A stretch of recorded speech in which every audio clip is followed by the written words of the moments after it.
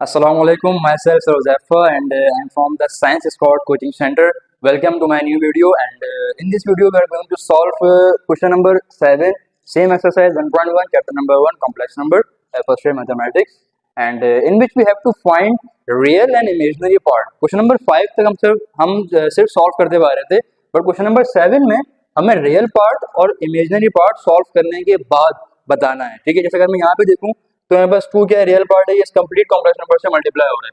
इसको पहले मुझे सॉल्व करना है और उसके बाद बताना है कि what is the real part and what is the imaginary part.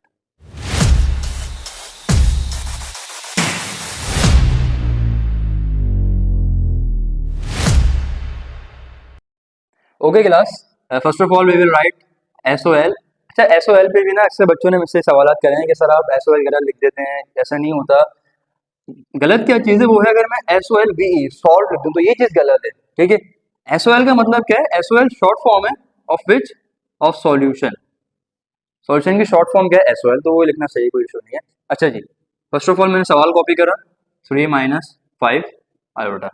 अब सिंपली मुझे कुछ भी नहीं करना. 2 मेरे पास रियल पार्ट है, इसको मैं कॉम्प्लेक्स नंबर जो मेरे पास ब्रैकेट है इसके हर टर्म से सिंपली मल्टीप्लाई कर दूंगा. First of all I will multiply 2 with 3. 2 times 3 equals 6 and 2 multiply by -5 iota. तो साइन तो नेगेटिव आ जाएगी. 2 multiply by 5 which is 10 and iota as it is. तो सेकंड स्टेप में मेरे पास आंसर सॉल्व हो गया और 6 जो है, 6 मेरे पास आ गया रियल पार्ट एंड -10. ठीक है, जस्ट 10 नहीं, 10 की साइन भी -10. तो ये मेरे पास आ गया इमेजिनरी पार्ट.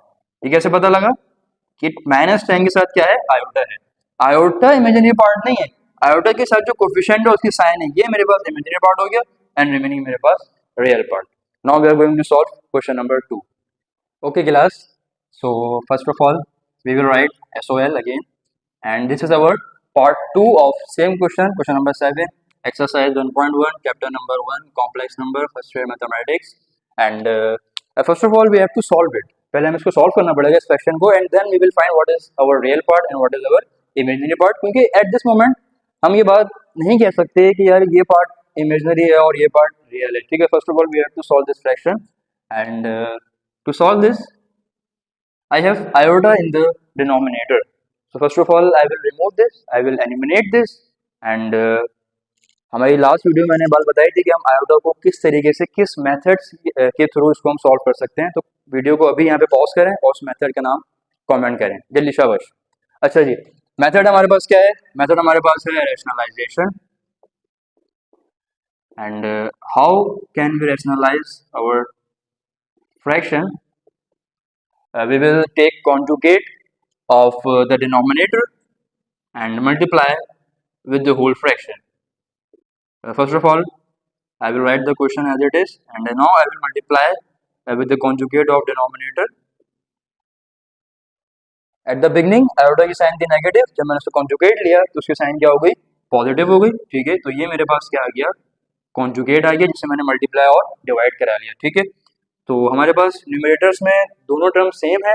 हम इसको वन टाइम लिख के इस पर क्या करेंगे? स्क्वायर लगा देंगे एंड डिनोमिनेटर में हमारे पास क्या होगा? a minus b a plus b. यहाँ पे फॉर्मूला अप्लाई हो जाएगा. फॉर्मूला कौन सा होगा अप्लाई? फॉर्मूला होगा apply a minus b a plus b. हम लोग काफी टाइम डिस्कस कर चुके हैं, सो आई थिंक कोई नीड नहीं फॉर्मूला राइट करने की.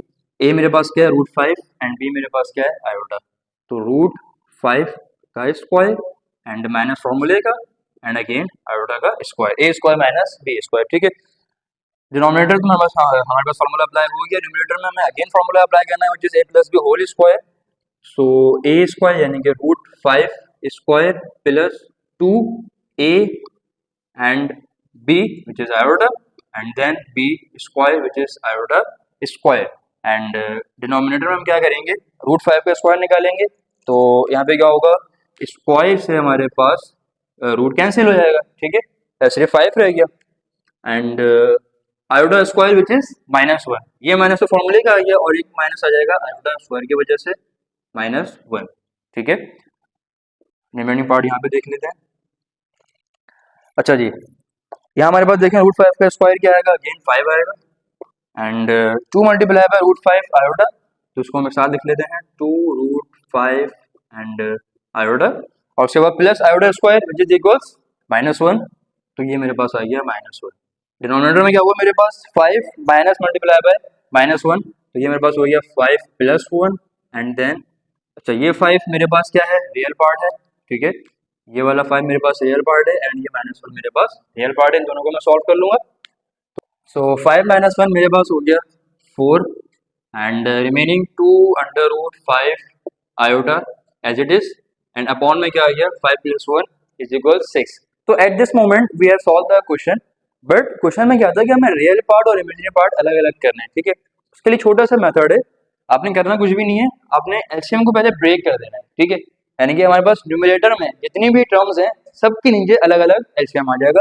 जैसे पहले टर्म मेरे पास क्या है 4, तो 4 के नीचे अलग एलसीएम आ गया, ठीक है, plus sign as it is. दूसरी टर्म क्या है 2√5 आयोटा, इसके नीचे मेरे पास अलग से एलसीएम आ गया। अगर यहाँ मेरे पास और टर्म्स भी होती तो मैं उनके नीचे भी एलसीएम लगा देता, जो कि एलसीएम ब्रेकिंग का रूल है। बट मेरे पास होनी नहीं चाहिए, क्योंकि एक मेरे पास रियल पार्ट होगा और एक मेरे पास इमेजिनरी पार्ट होगा, ठीक है। इसको थोड़ा सा और सॉल्व कर लेते हैं। 2 to the 4 and 2 3 the 6, so 2 upon 3 and in this case 2 times 1 2 and 2 times 3 equals 6, तो ये मेरे पास आ गया √5/3 आयोटा, ठीक है।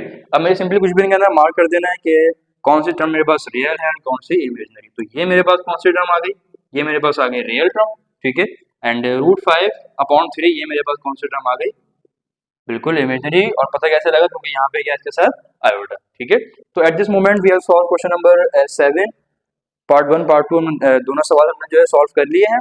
और अगर आपको कोई भी बात पूछनी हो आप कमेंट्स में आगे मुझसे पूछ सकते हैं। And don't forget to like share and subscribe.